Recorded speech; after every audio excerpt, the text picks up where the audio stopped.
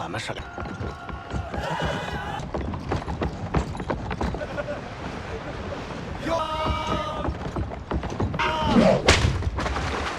让他们唱。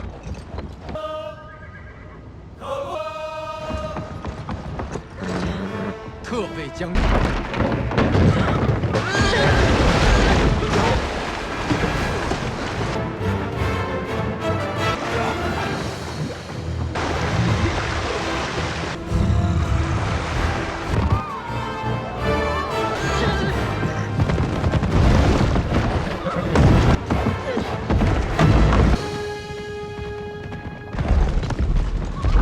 四将士跟上来了一个，要不要等等？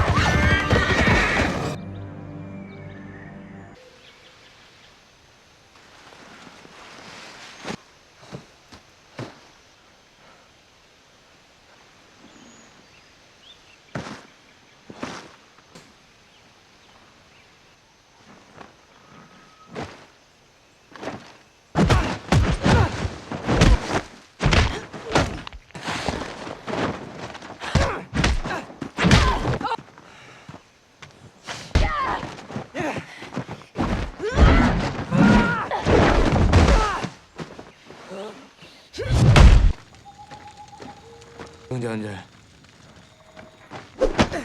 大王的名讳也篡夺王位，太子殷郊诬陷四大伯，做成肉饼骗我父亲。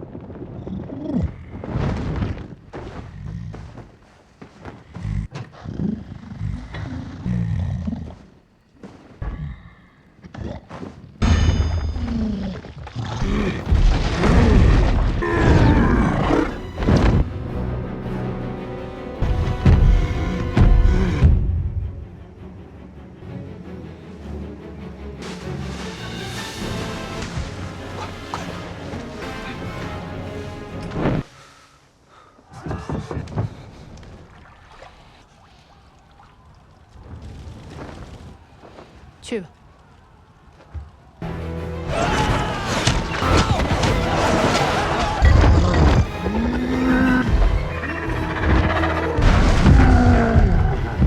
是让你坚守无动吗？有人守住中军。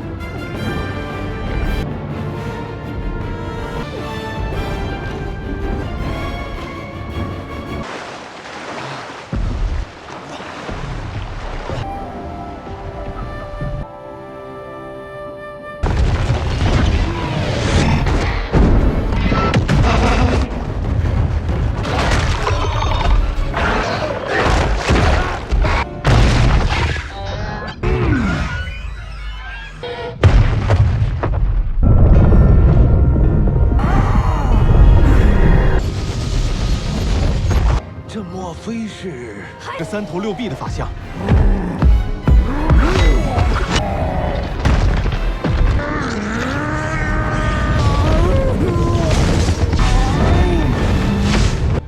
师叔，莫急。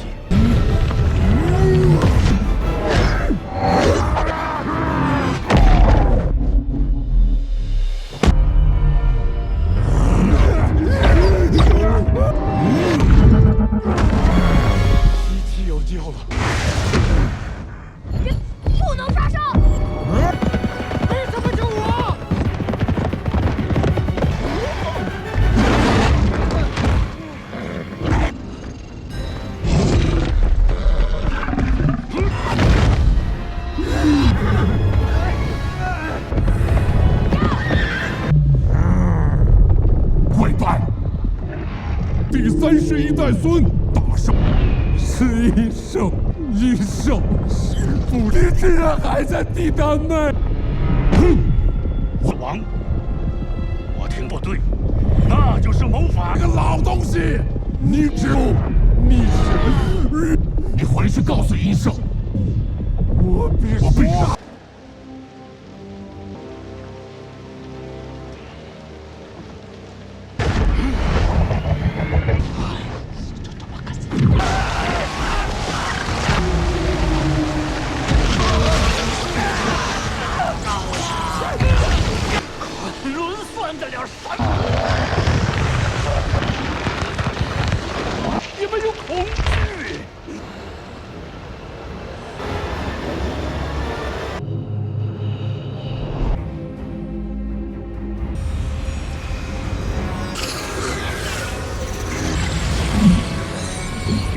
方可护是长水，长水。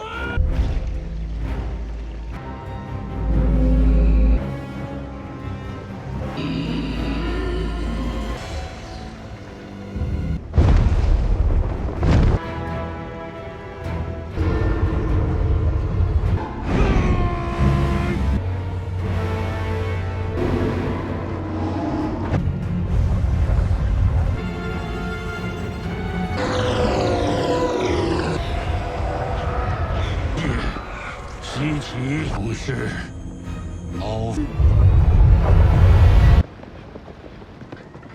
星月之光全无，不妙啊！敌军放箭！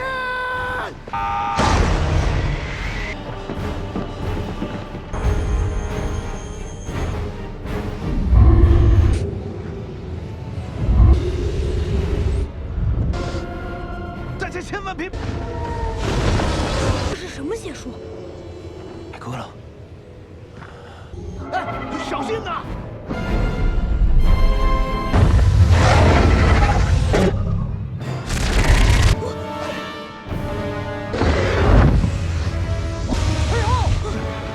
空间有光，人道，人险皆亡。侬必须找到文中的法坛所在，一定要守住城。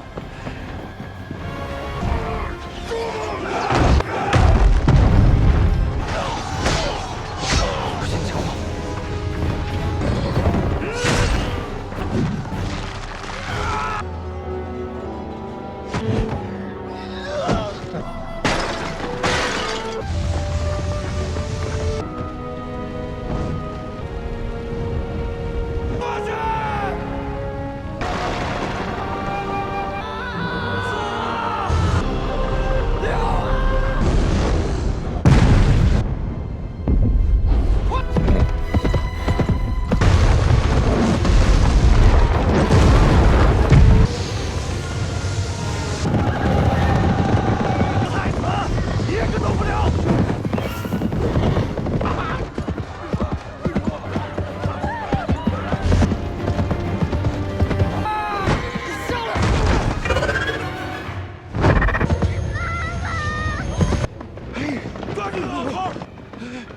这啥东西？水遁，水遁！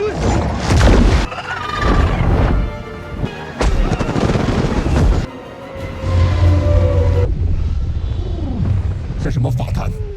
定是文中办法吧？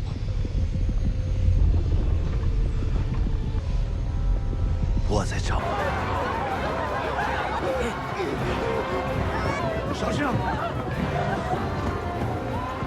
你到一样东西，什么东西？到西岐城中活着，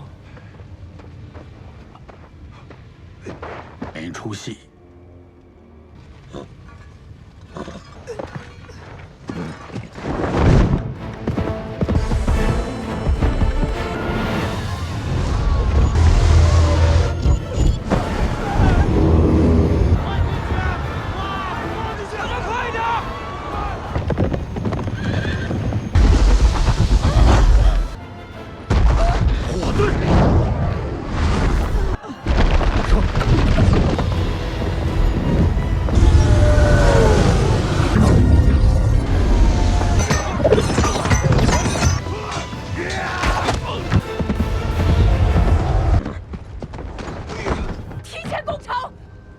的女儿，你已经做了你该。就想得到封神榜。一时一过，难道真的相信我会为？那小子没看错人。这次我做鱼饵钩，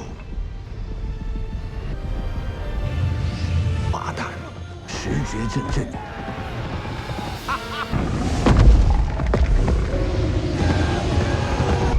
姬发，你跑太慢。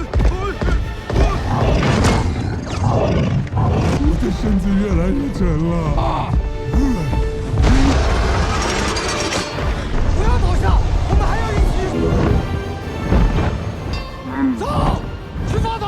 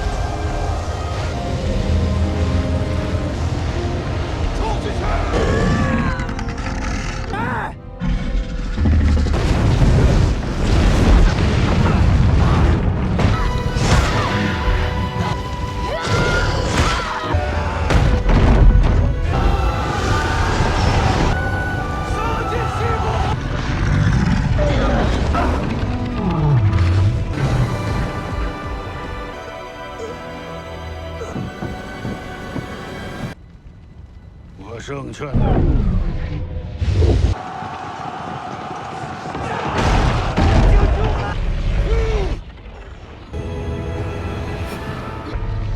过来杀了姬发！真的要做殷商的反贼？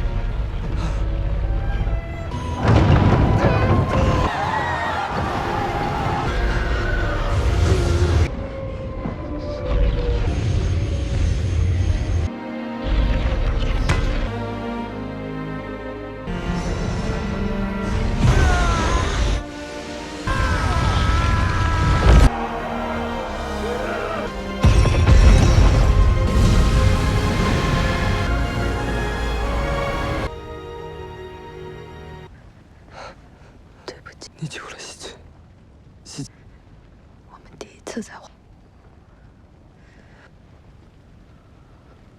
怀着何不望着淡水中央，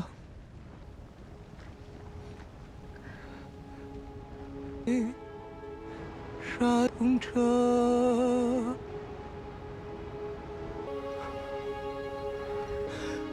有你啊。泪入心上，凄凉啊！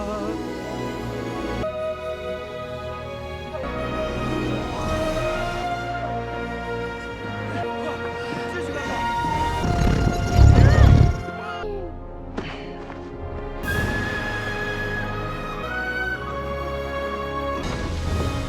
师叔。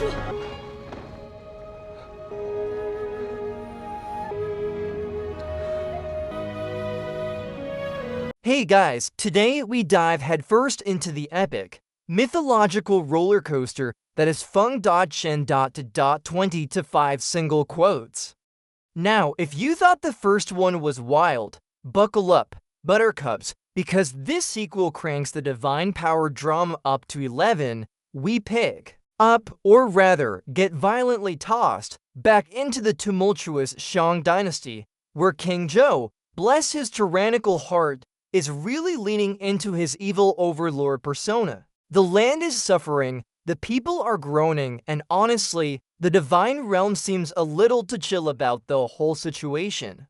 This is a passion project for me, and a like or subscribe is the best way to show your support. So if you're on board, join the crew. If not, thanks for watching anyway. Our story truly begins with Jifa, the second son of the revered King Wen. He's not your typical swaggering prince.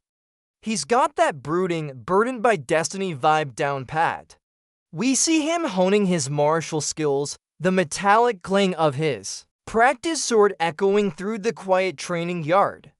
Every swing is precise, every parry deliberate, but his eyes tell a story of deeper turmoil. He's training not just for battle, but for a destiny he's not entirely sure he wants to embrace. He watches the suffering of his people, the shadows lengthening from Zhouch, and you can practically hear the gears turning in his head. Is this really my problem? Spoiler alert, yes it is. King Zhou, meanwhile, is having the time of his life, which, for everyone else, means a nightmare. He's throwing opulent feasts, while the common folk starve, and his favorite pastime seems to be finding new, creative ways to be utterly awful. We get a visceral scene where he, with the enchanting but sinister Dodji at his side, presides over a public spectacle of injustice. The low, guttural growl of the crowd's fear is palpable. A sharp crack, then the awful silence that follows. Jifa observes this from a hidden vantage point, his face etched with a mixture of disgust and burgeoning anger. The sight of innocent lives snuffed out by a whim finally ignites a spark within him, the spark of righteous rebellion. It's the classic evil king does something unforgivable moment, and frankly, it works every time, seeking answers, or perhaps just a moment of quiet reflection away from the palace's suffocating walls. Jifa wanders to a secluded riverbank. There, he finds an old man, Zhangzia, fishing not with a hook, but with a straight needle, well above the water. Talk about a metaphor for patience, the rustle of ancient robes, the gentle lapping of water. Their conversation is initially riddling. Zhangzia speaking in parables about destiny, the cycles of power, and the delicate balance between mortals and the divine. The old man's voice is soft, yet it carries the weight of centuries. He doesn't offer easy answers, but instead, he plants the seeds of a revolutionary idea in Jifa's mind, that some destines aren't just given, they're forged. It's like a cosmic mentorship program, only with more potential for celestial smackdowns. Zhangzia, now fully trusting Jifa's character, finally unfurls an ancient, crackling scroll, its silk threads practically vibrating with forgotten magic. As he speaks, the visuals on the scroll seem to come alive, shimmering with an ethereal glow. We see vivid depictions of celestial battles, gods clashing with monstrous demons, and the very fabric of reality being torn asunder. The air grows thick with the scent of aged parchment and a faint ozone smell, like distant lightning. This isn't just about overthrowing a king. It's about a cosmic war, a reckoning that will decide the fate of both the mortal and immortal realms. Jifa, utterly overwhelmed, hears his own name whispered among the ancient prophecies. The weight of the world, quite literally, lands squarely on his shoulders. He gulps. Fair enough, mate. The divine realm, it seems, isn't just sending postcards. Soon after, while traversing a shadowy forest path, Jifa and his small retinue are Ambushed by a grotesque horde of shadowy creatures, their claws scraping against the earth, a low growl rumbling in the air. These aren't your run-of-the-mill bandits. These are Dodji's dark minions, imbued with a sickly, malevolent energy. The crack of his sword against demonic hide, the whoosh of a near miss as a creature lunges, Jifa fights with desperate ferocity. His movements fluid and powerful, but even his impressive martial prowess is barely enough. He's outnumbered, outmatched, and facing something truly beyond mortal comprehension.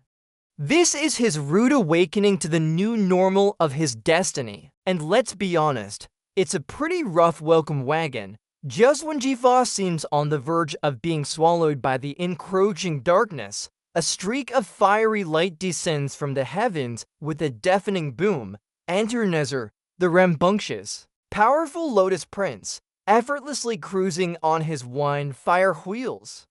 The air crackles with energy, and the scent of ozone is thick.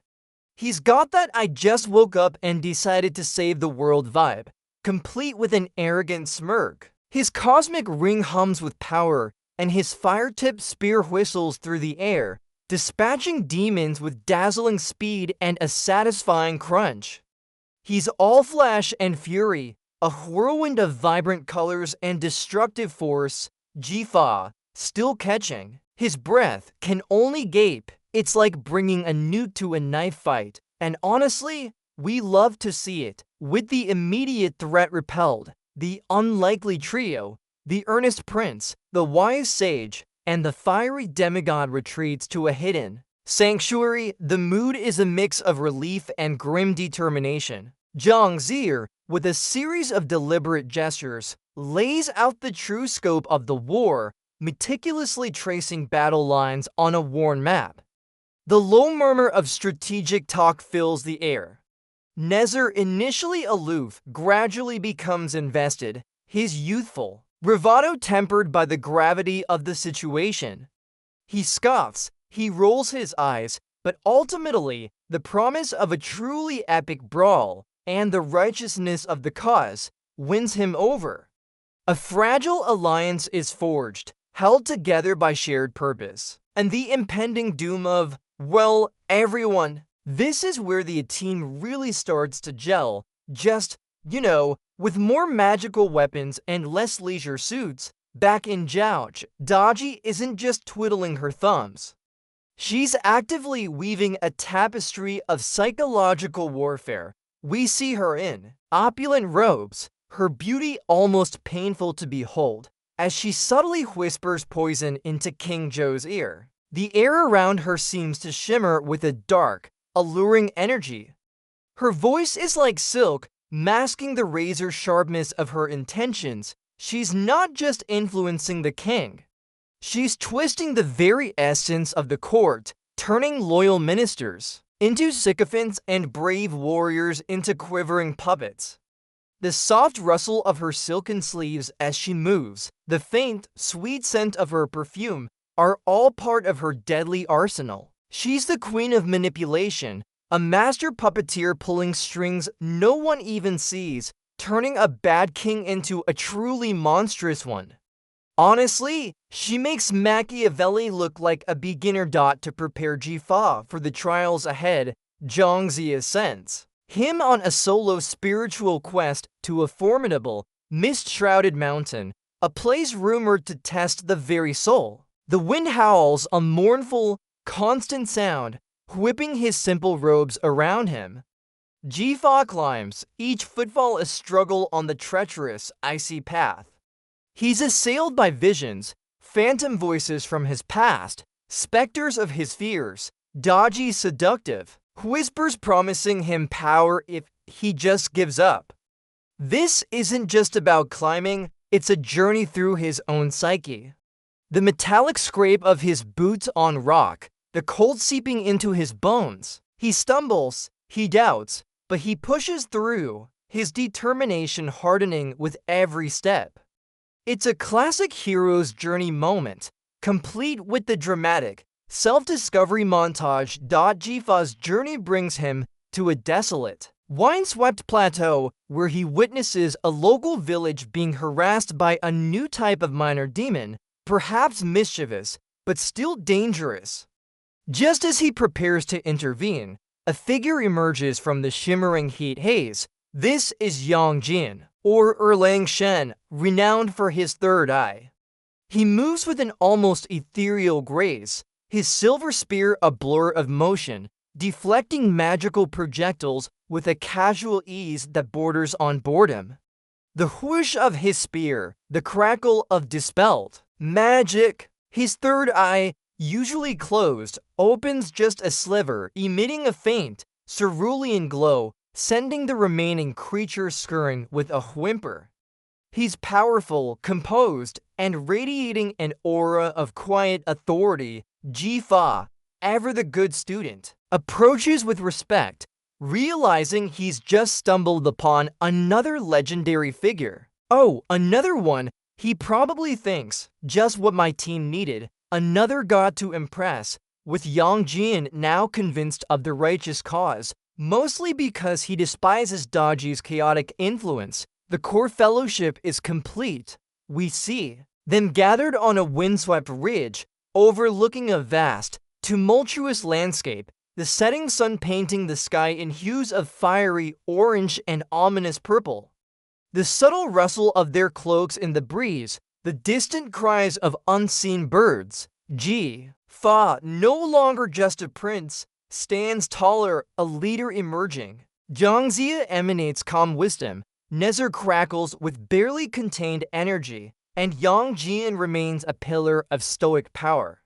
Each, in their own way, represents a different facet of strength. They know the path ahead is perilous, paved with the bones of empires, but for the first time, they stand as a unified front, ready to face the storm. It's the assemble the Avengers moment, but with more ancient Chinese mythology and less spandex. Back in the gilded cage that is King Zhou's palace, the atmosphere is less royal court and more circus of horrors. Dodji, in a shimmering, dark gown, is truly in her element, practically glowing with malevolence. She whispers sweet, venomous suggestions to King Zhou, who, by this point, is little more than her puppet. The soft clinking of expensive wine goblets juxtaposes sickeningly with the muted cries of a distant prisoner. We see her introduce some new, elaborate torture device, perhaps a bronze pillar of fire with a charmingly wicked smile. King Zhou chuckles, a dry, rattling sound, completely detached from the human suffering around him. He's lost not just his mind, but his soul, replaced by Dodji's insidious influence. It's a masterclass in how to ruin a kingdom with sheer, unadulterated villainy. As the nascent rebellion begins to spread its tendrils, Jifa and his allies find themselves in a region plagued by unnatural storms, Dodji's magic perhaps feeding the chaos. The sky darkens, a low rumble of thunder reverberating through the earth. Suddenly, from the eye of a swirling tempest, descends Leenzi, the mighty thunder god. His immense, feathered wings beat the air with a powerful whoosh, and his golden staff crackles with raw, unbridled lightning. With a roar that shakes the very ground, he unleashes a bolt of pure energy, effortlessly dispelling the demonic weather. The crackle of electricity, the scent of ozone and rain. He's a wild card, a being of immense power, initially aloof but eventually drawn to Jifa's righteous cause. He's basically the team's personal weather-controlling, ass-kicking utility player, and boy, does he make an entrance. With Leenzi now begrudgingly on board, the rebel camp transforms into a hub of activity. This isn't just a ragtag group anymore. It's a burgeoning alliance. We see a montage of training, the rhythmic thud of spears hitting shields, the focused grunts of warriors, the flash of swordplay. Jiangxia pores over maps, his brow furrowed in concentration, while Jifa inspires the troops with speeches, his voice gaining confidence with every word. Nezha, ever the showman, demonstrates his fiery prowess, much to the awe of new recruits, while Yang Jian maintains a watchful, silent vigil, his presence a calming force. The air buzzes with anticipation, the quiet hope of freedom blossoming amidst the grim reality of war. It's like a medieval boot camp, but with more mythical creatures and considerably higher stakes. Alright, everyone, listen up. Today's lesson: how not to get incinerated by a lightning god. The moment of truth arrives with the first grand battle, a swirling vortex of steel, blood, and arcane energy. Two massive armies clash on a desolate plain, the roar of thousands echoing across the landscape. The metallic clang of swords, the piercing whistle of arrows, the guttural cries of men. Jifa, leading from the front, is a whirlwind of disciplined fury, his every move calculated.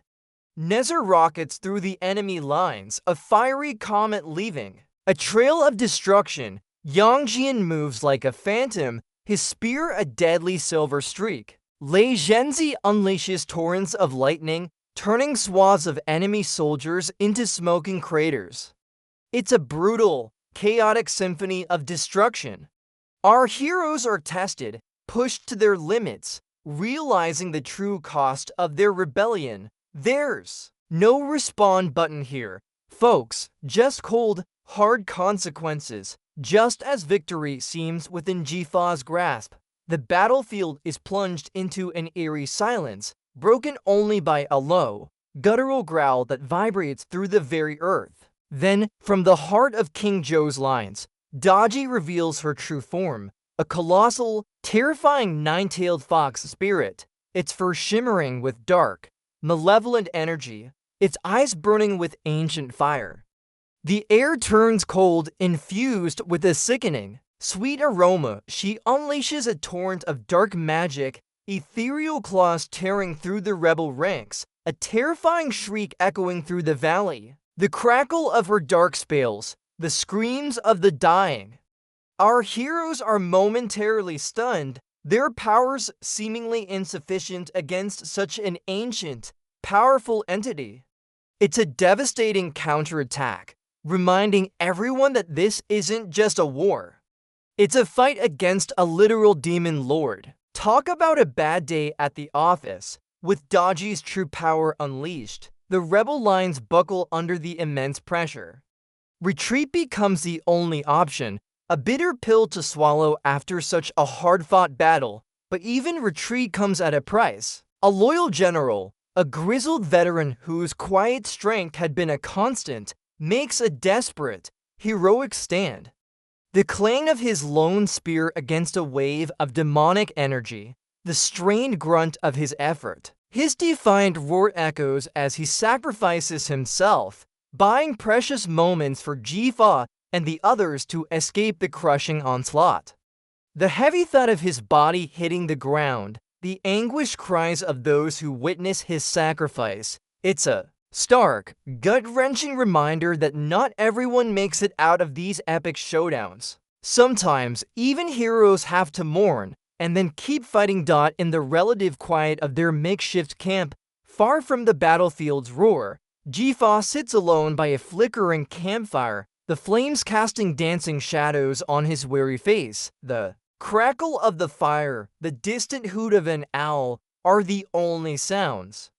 He carries the weight of the recent defeat, the loss of his brave general, like a physical burden. His voice, when he speaks to Jiang, is filled with doubt, questioning if he's truly worthy of leading such a monumental rebellion. Jiang, with a gentle, knowing smile, reminds him that true leadership isn't about never falling, but about rising again, hardened and more determined. He assures Jifa that his compassion is a strength, not a weakness.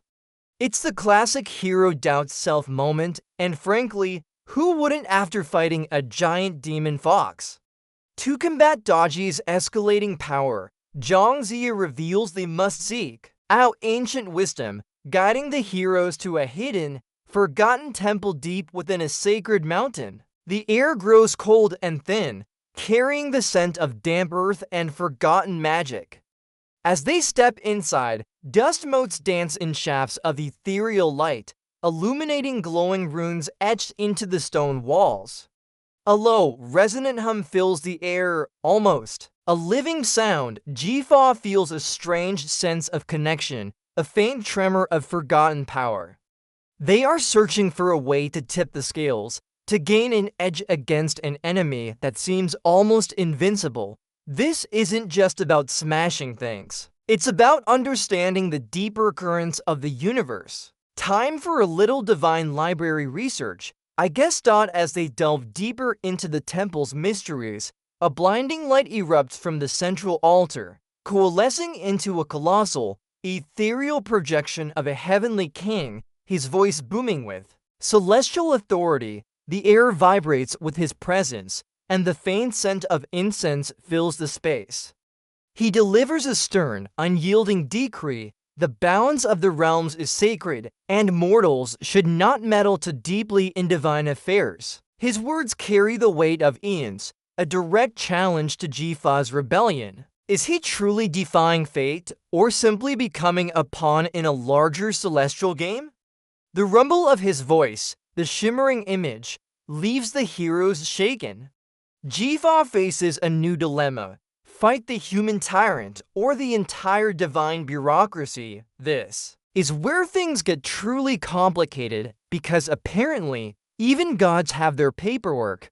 The celestial warning hangs heavy in the air, a spiritual anvil dropped right onto their plans. Nezha and Leenzi exchange uneasy glances. Even young Jian shows a flicker of concern. But Jifa, after a moment of intense introspection, clenches his jaw. His gaze hardens, reflecting the flickering temple lights. The low, determined rumble of his voice breaks the silence. He declares that if divine order means suffering for his people, then divine order can take a long walk off a short pier. He chooses humanity over cosmic bureaucracy.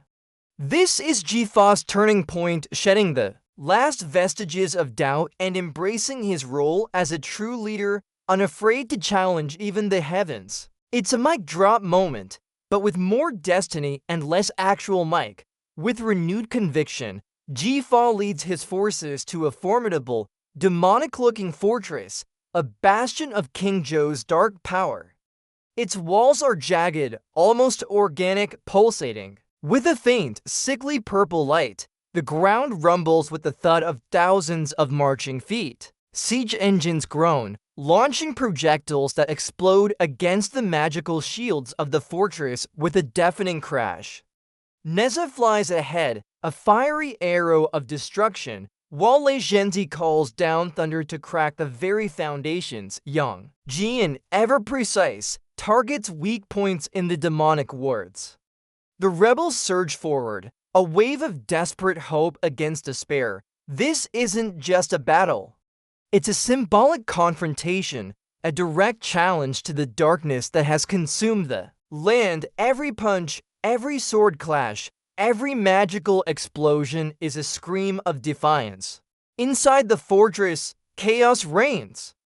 Nezha, ever the hothead, comes face to face with a truly massive, grotesque demonic construct, a kind of living siege engine that seems almost impervious to conventional attacks. The creature's roar is a bass rumble that shakes the very bones. With a defiant yell, Nezha throws caution to the wind, his windfire wheels spinning furiously, his cosmic ring glowing with intense heat. He becomes a blur of motion, a fiery tornado of martial prowess, ducking under colossal blows, zipping past gnashing teeth.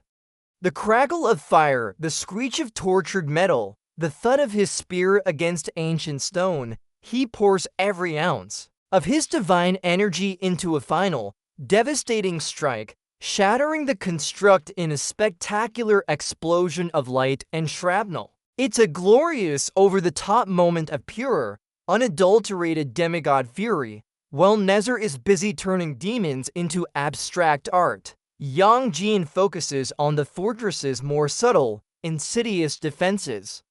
A shimmering, invisible barrier blocks the main, Assault, radiating a hum of dark magic, Yang Jian, ever the tactician, closes his primary eyes, his third eye opening fully, emitting a focused, cerulean beam that cuts through the deception.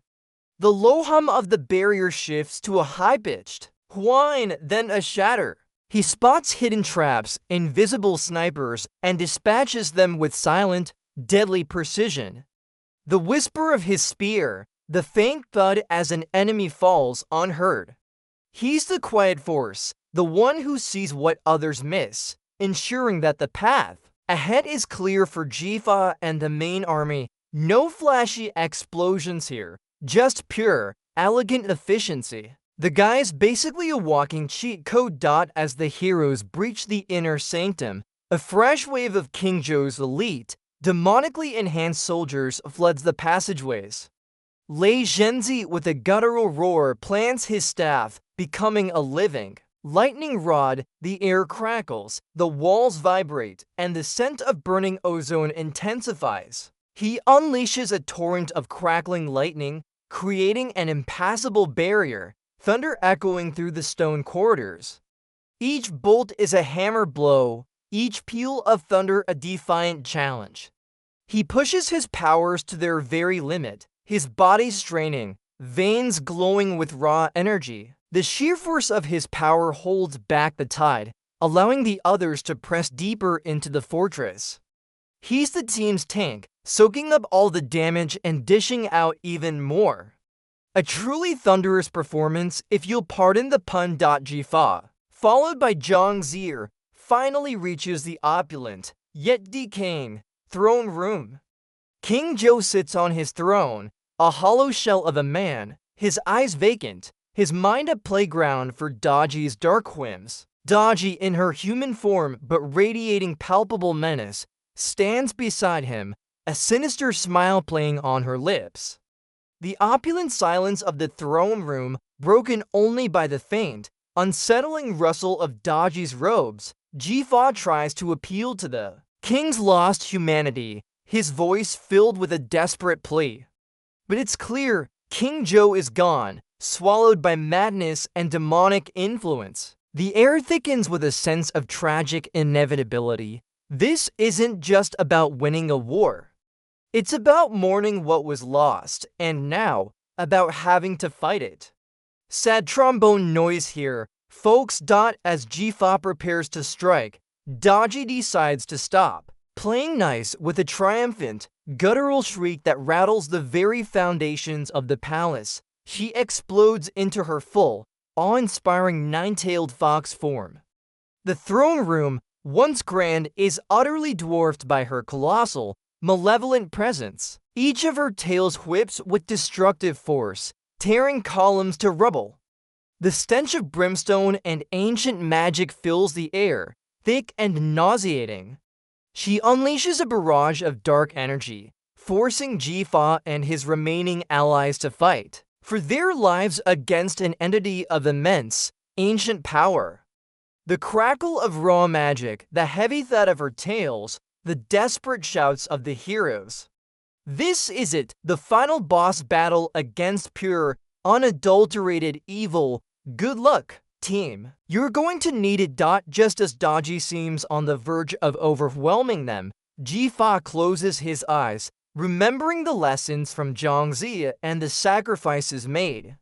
He lets out a primal roar, not of anger, but of pure, righteous will. A brilliant, golden aura erupts from his body, coalescing into the form of a majestic phoenix. The crackle of divine fire, the whoosh of ethereal wings, the scent of burning energy. He's no longer just a prince, he's a true king, imbued with the power of the heavens. With a single, decisive strike, wreathed in phoenix fire, he pierces Dodji's demonic defenses, forcing her back, weakening her, perhaps even banishing her from the mortal realm. The fox spirit lets out a piercing shriek of pain and rage, her form flickering. It's the ultimate manifestation of his destiny, the moment he truly steps into his own power. And honestly, it's pretty epic. The dust settles, the dark magic dissipates, and Zhao is liberated. King Zhou is a broken man, defeated not just by an army, but by the absence of his demonic puppeteer. Dodji, for now, is gone, banished to wherever ancient fox spirits go to lick their wounds. The scene shifts to a rebuilding Zhao, the air clean, the oppressive weight lifted. We see Jifa, now rightfully crowned king, standing with his loyal allies Zhongzia, Nezha, Yangjian, Lei Zhenzi, all looking out at a new dawn. The soft rustle of morning breeze, the distant sounds of rebuilding. The scars of war remain, but so does the promise of peace. It's not a perfectly happy ending. There's always work to be done. But it's a new beginning, a testament to courage, sacrifice, and the belief that even against divine odds, humanity can choose its own fate. A true hero's reward, if you ask me.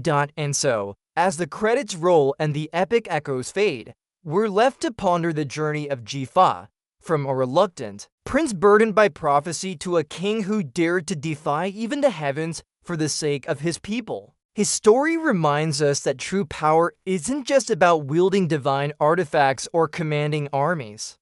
It's about the courage to choose your own path, to stand for what's right even when the universe seems to conspire against you. It's about finding strength in vulnerability and leadership in empathy. The battles may be over, but the legacy of his choices and the spirit of the Feng Shen saga will continue to inspire. It makes you wonder, doesn't it? What destines are we in our own lives capable of forging? What impossible odds can we overcome if we simply choose to believe in ourselves? A truly thought-provoking conclusion to a truly epic film.